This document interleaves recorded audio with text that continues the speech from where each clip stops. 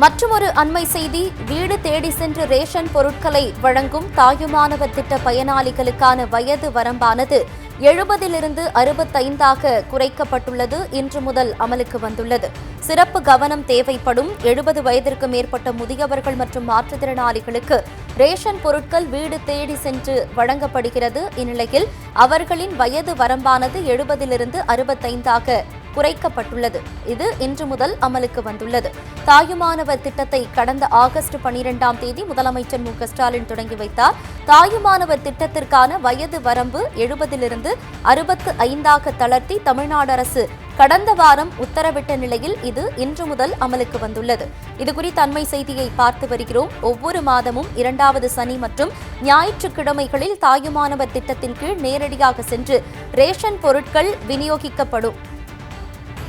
இது குறித்த கூடுதல் விவரங்களோடு எமது செய்தியாளர் மணிவண்ணன் இணைகிறார். மணிவண்ணன், வணக்கம். கூடுதல் விவரம்.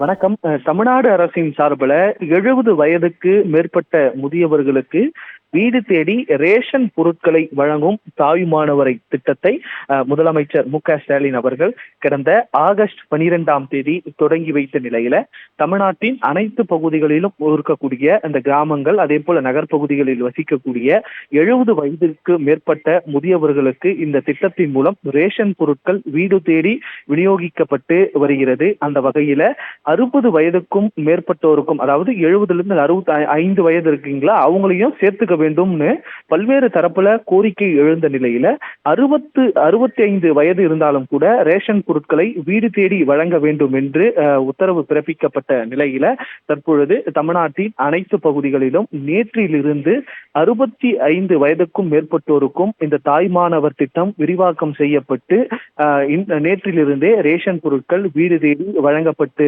வருகிறது.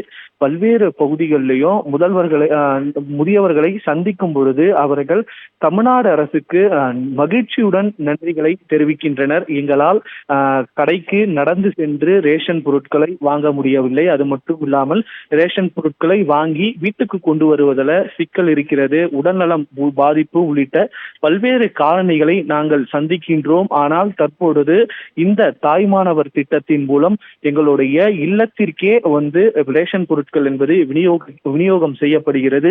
இதனால் மிகுந்த பயனுள்ளதாக இருக்கிறது என்று முதியவர்கள் நேரடியாகவே நம்மிடம் கருத்து தெரிவித்ததை பார்க்க முடிந்தது.